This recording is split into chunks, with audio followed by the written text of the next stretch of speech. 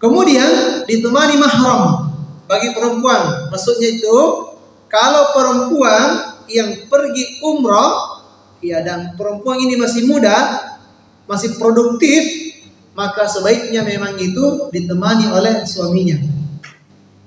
Maka beruntunglah yang berangkat umrah pasangan suami istri.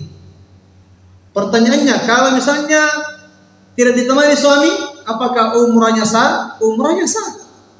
Umrahnya sah, yang penting bagus pelaksanaannya sesuai manasik. Tawafnya, sa'inya, tahallulnya benar semua. Hanya saja sampai di atas itu biasanya menangis. Kenapa saya tidak sama suami saya? Ya, beristighfar, Mama Ki, banyak-banyak beristighfar.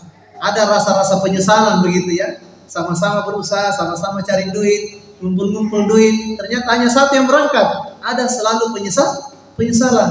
Biasa ada ibu-ibu duduk-duduk, kenapa ibu menangis? Dan saya menyesal Ustaz, karena suami saya tidak ikut. Padahal cukup jintu 2 orang.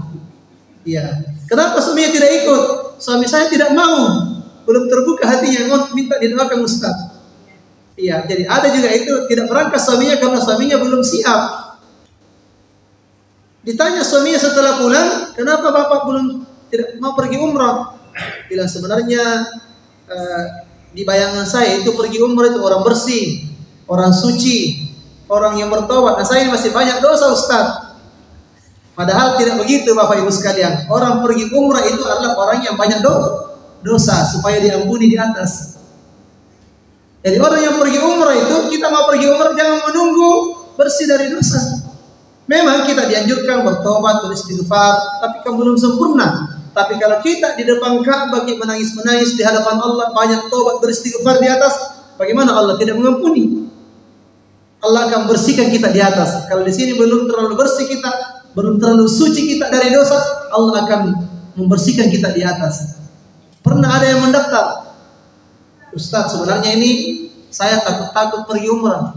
Bilang kenapa? Bilang saya ini banyak dosaku. Banyak dosaku Ustaz. Nanti sampai di atas saya dibelender sama Allah.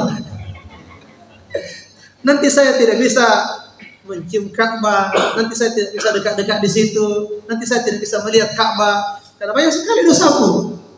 Jadi saya bilang, Pak, orang yang baik itu adalah orang yang tahu bahwa dirinya berdosa. Orang yang bahaya itu adalah orang yang berdosa tapi tidak mau mengakui dosanya.